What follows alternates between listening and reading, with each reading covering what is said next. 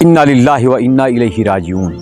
کچھ لوگ ہوتے ہیں کہ جن کی زندگی خاموشی سے گزر جاتی ہے مگر ان کا جانا پوری دنیا کو ہلا دیتا ہے۔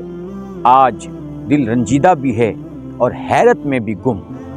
عامر قذافی، وہی عامر قذافی کہ جو ایک بار فلائٹ رکوا بیٹھے تھے اور سب کو یاد رہا، مگر شاید ہمیں اندازہ نہ تھا کہ زمین کا وہ معمولی نظر آنے والا مسافر اللہ کے ہاں کتنے خاص درجے پر فائز تھا۔ حج جیسے مقدس فریضے میں مشغول، مکہ مکرمہ کی خاک پر سجدہ ریز، ایسے دنوں میں کہ جب رب اپنے بندوں پر رحمت کے دریا بہا دیتا ہے، وہ بندہ رب کی ملاقات کے لیے چن لیا گیا۔ اللہ اکبر! یہ کوئی معمولی موت نہیں ہے، یہ تو ایک قبولیت کی مہر ہے۔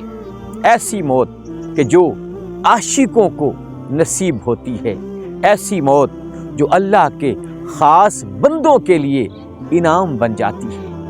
ہم نہیں جانتے رب کو ان کی کون سی ادا پسند آئی، شاید ان کی سادگی، خدمت، دل کی نرمی یا چھپ کر بہتا ہوا کوئی آنسو، مگر اتنا یقین ہے کہ اللہ نیتوں کو دیکھتا ہے، چمکتی شہرتوں کو نہیں۔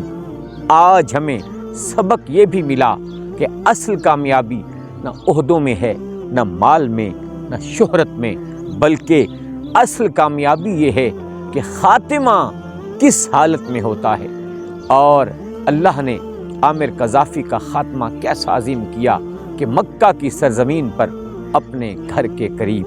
اللہ تعالی ہم سب کو بھی ایسی موت عطا فرمائے۔